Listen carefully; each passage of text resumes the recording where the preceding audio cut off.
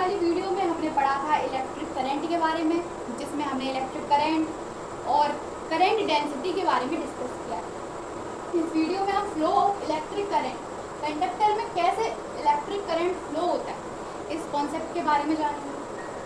तो सबसे पहले जान लेते हैं कि आखिर ये फ्लो ऑफ इलेक्ट्रिक जो करंट है कंडक्टर में कैसे होता है। तो इन metallic conductor the current flow due to the flow of free electron.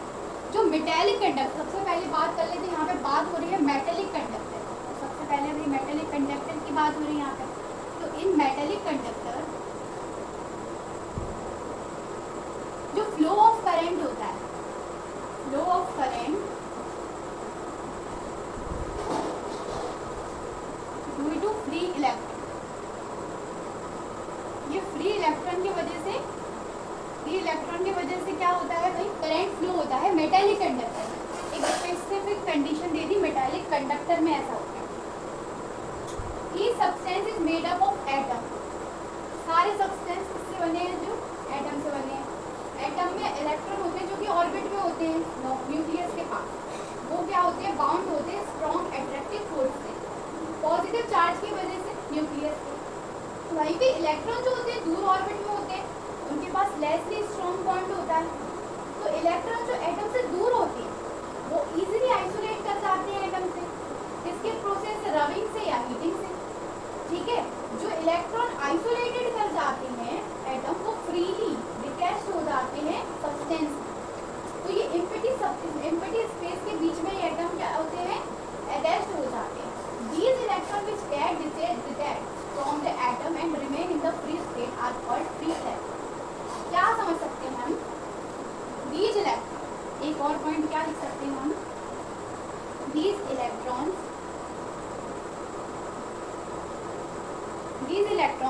which get detached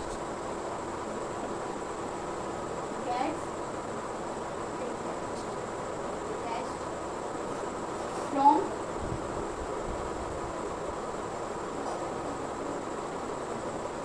कहाँ से डिटैच हो जाते हैं भाई, इंटायर सब्सटेंस से। कहाँ से डिटैच होते हैं, एटम से, क्योंकि एटम में तो थे। जैसे कि देखो यहाँ पे बाउंडेड इलेक्ट्रॉन, ठीक है, आप यहाँ पे जैसे आपने देखा ऑर्बिट होती है, यहाँ पे क्या होता है भाई, न्यूक्लियस होता है यहाँ पे, ठीक है, मेटल है। अब यहाँ पे इलेक्ट्रॉन है, यानी कि इलेक्ट्रॉन, ठीक है। अब जो इलेक्ट्रॉन पास में, जैसे ये इलेक्ट्रॉन इसके कंपैरेटिवली पास में है, तो ये क्या होगा, बाउंड हो जाए, बाउंड है, फ्रीली स्ट्रॉन्गली अटैच्ड है। अब देखो ये इलेक्ट्रॉन क्या है, दूर है, फार है, तो ये इजीली क्या कर जाएगा, आइसोलेट कर जाएगा। किसके प्रोसेस से, या तो हीटिंग से कर जाएगा, या रबिंग से, हीटिंग से कर जाएगा, या रबिंग से कर जाएगा। प्रोसेस है ना, पढ़ा है फर्स्ट चैप्टर में। ओके,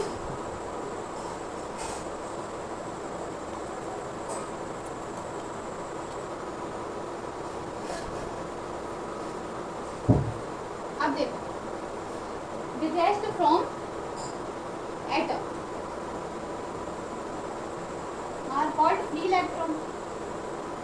ये ऐसे ही इलेक्ट्रॉन क्या कहलाते हैं, फ्री इलेक्ट्रॉन कहलाते हैं, क्योंकि एटम से डिटैच्ड हो जाते हैं और अपना एक अलग स्पेस ऑक्यूपाई कर लेते हैं। ठीक है, जो एटम और ये जो आयन होते हैं, इलेक्ट्रॉन जो डिटैच हो जाते हैं, ठीक है, जहाँ से, वो क्या होते हैं, पॉजिटिव आयन होते हैं, तो उनके पास पॉजिटिव चार्ज है। अब ये जो डिस्कशन थी कि कैसे मेटेलिक कंडक्टर में करंट फ्लो होता है, इलेक्ट्रिक करंट कैसे फ्लो होता है, वो एक डिस्कशन।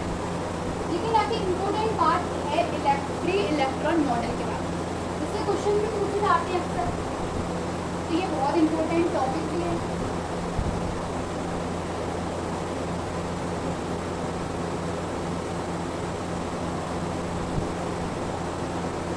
इसमें क्या होती है, एजम्पशन भी होती है।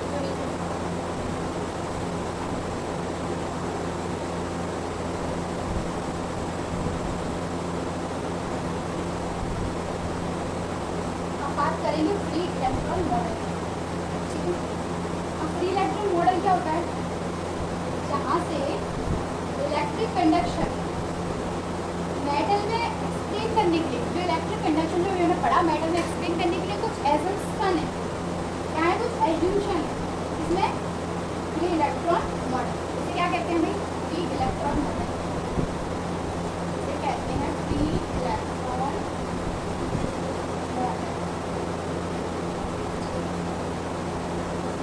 क्या पॉइंट होते हैं फ्री इलेक्ट्रॉन मॉडल का? तो सबसे पहली बात तो मेटल में होता है, ठीक है, तो फ्री इलेक्ट्रॉन मॉडल इसके लिए है इन मेटल, ठीक है, किसमें होता है ये, मेटल में होता है। The number of free electron are so large, metal में जो होता है number of free electron, number of free electron is very large, बहुत ज़्यादा होता है number of free electron metal, ठीक है। That they behave like the molecule of a gas includes the vacuum.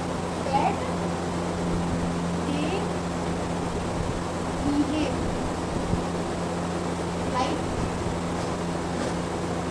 like a molecule of gas.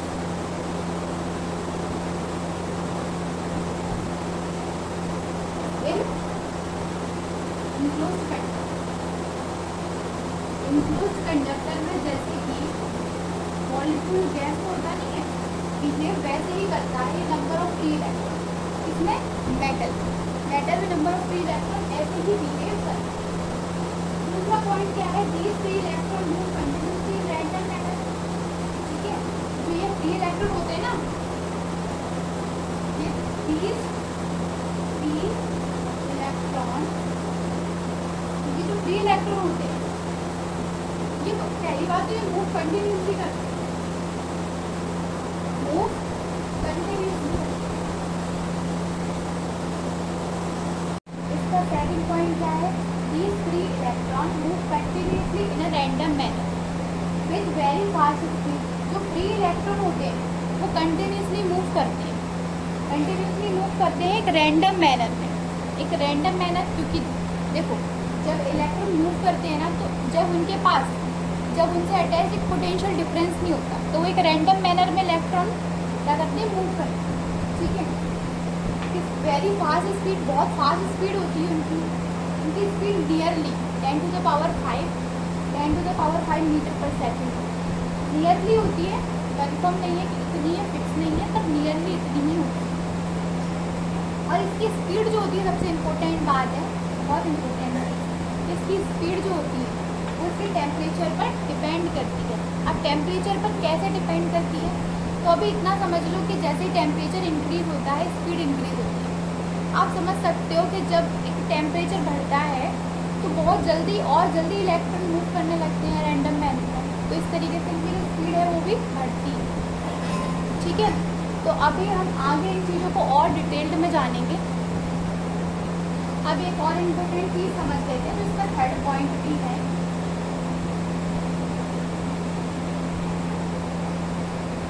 क्या important चीज़ है, important चीज़ ये है जैसे कि एक कंडक्टर है, ठीक है,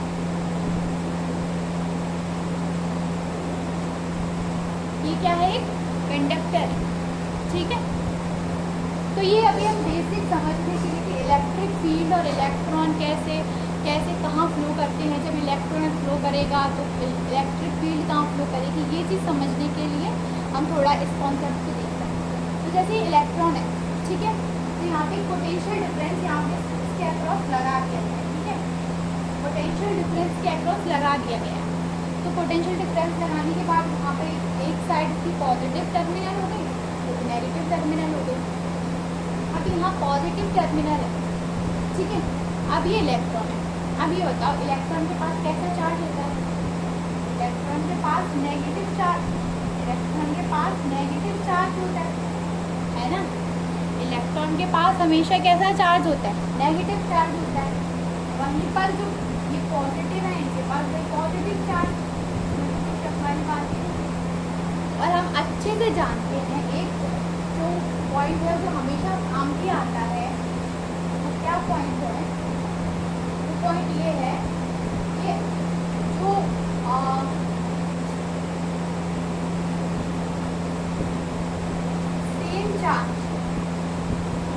सेम चार्ज होता है वो रिपेल करता है with each other।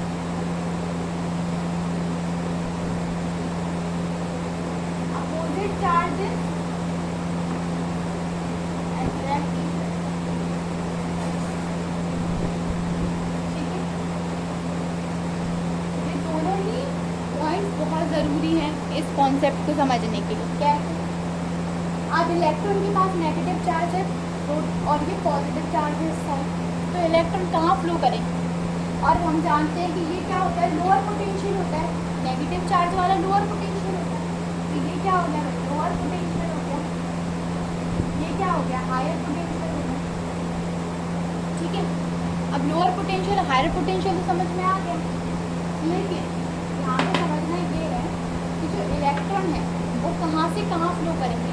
तो इलेक्ट्रॉन हमेशा नेगेटिव से पॉजिटिव फ्लो करेंगे। इलेक्ट्रॉन तो नेगेटिव चार्ज है तो पॉजिटिव चार्ज की तरफ जाएगा, तो इलेक्ट्रॉन यहाँ से यहाँ फ्लो करेगा। यानी कि अब इनके पास एक फिक्स्ड पाथ है। यही मैं बता रही थी कि उस टाइम पे इलेक्ट्रॉन एक रैंडम मैनर में तब तक रहते हैं जब तक उनमें पोटेंशियल डिफरेंस नहीं लगाए। ठीक है, तो यहाँ पे लगा दिया। इलेक्ट्रॉन क्या है, अब एक डेफिनेट पाथ है इलेक्ट्रॉन के पास, अब यहाँ नेगेटिव से पॉजिटिव, यानी कह सकते हैं इलेक्ट्रॉन कहाँ से कहाँ फ्लो करते हैं। Electron flows from lower potential से हायर पोटेंशियल। इलेक्ट्रॉन का तो बहुत समझ में आ गई, लेकिन अब बात कर लेते हैं इलेक्ट्रिक फील्ड की। अरे इलेक्ट्रिक फील्ड कब लगता है, जब चार्ज फ्लो होने लगता है तो वहाँ पे क्या प्रोड्यूस होता है, वहाँ पे इलेक्ट्रिक फील्ड प्रोड्यूस होता है।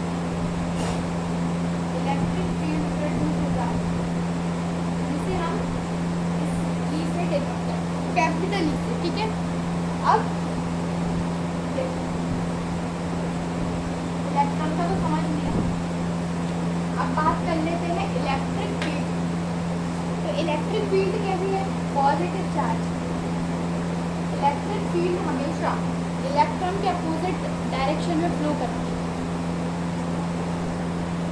इलेक्ट्रिक फील्ड जो होती है हमेशा अपोजिट होती है किसके, इलेक्ट्रॉन की। इलेक्ट्रॉन फ्लो करते हैं हायर पोटेंशियल, लोअर पोटेंशियल से हायर पोटेंशियल। वही इलेक्ट्रिक फील्ड जो होती है ई, वो कहाँ से कहाँ फ्लो करती है, इलेक्ट्रिक फील्ड फ्लोज ये डायरेक्शन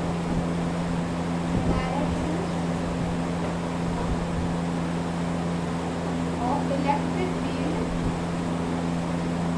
इज अपोजिट होती है, opposite to the direction of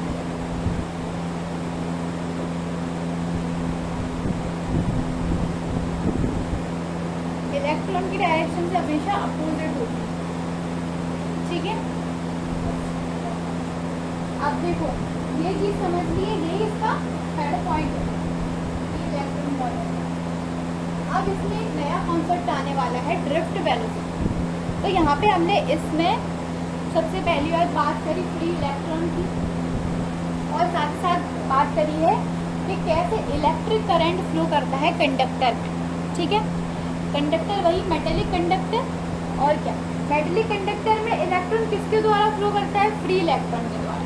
तो यहाँ पे हमने समझा कि फ्री इलेक्ट्रॉन के द्वारा जो जहाँ मेटेलिक कंडक्टर में जो करंट है, करंट जो होता है, करंट कैसे फ्लो करता है, भी इलेक्ट्रॉन की फ्लो करने से करंट फ्लो करता है। तो जब मेटेलिक कंडक्टर की बात करते हैं जब हम, तो हमेशा जो करंट फ्लो करता है वो फ्री इलेक्ट्रॉन की वजह से करता है। ठीक है, मेटेलिक कंडक्टर। तो हमने फ्री इलेक्ट्रॉन मॉडल भी समझा, क्या कि फ्री इलेक्ट्रॉन मॉडल क्या होता है। तो फिर हमने जो 3 पॉइंट थे वो समझे। सबसे पहला पॉइंट कि हमने देखा कि बहुत सारे फ्री इलेक्ट्रॉन होते हैं, इसके वजह से क्या होता है कि एक ऐसा जैसा होता नहीं है, ऐसा फील होता है जैसे कि इनक्लोज्ड वेसल में गैस होती है ना, गैस इनक्लोज वेसल में रखी होती है, उस तरीके से। तो वही ऐसे पॉइंट था। अब एक ये चीज़ ये बहुत इम्पोर्टेंट कॉन्सेप्ट है आगे की कॉन्सेप्ट के लिए भी और इस कॉन्सेप्ट के लिए। अब हम इसके बाद बात करने वाले हैं आखिर वो कौन सी स्पीड है जिससे ये इलेक्ट्रॉन फ्लो करते हैं, तो आखिर वो कौन सी वेलोसिटी है। तो अगले वीडियो में हम उसी के बारे में डिस्कस करेंगे जिसका नाम है ड्रिफ्ट वेलोसिटी। तो इस वीडियो में हमने फ्री इलेक्ट्रॉन मॉडल को कंप्लीट किया। तो thank you so much for watching this video.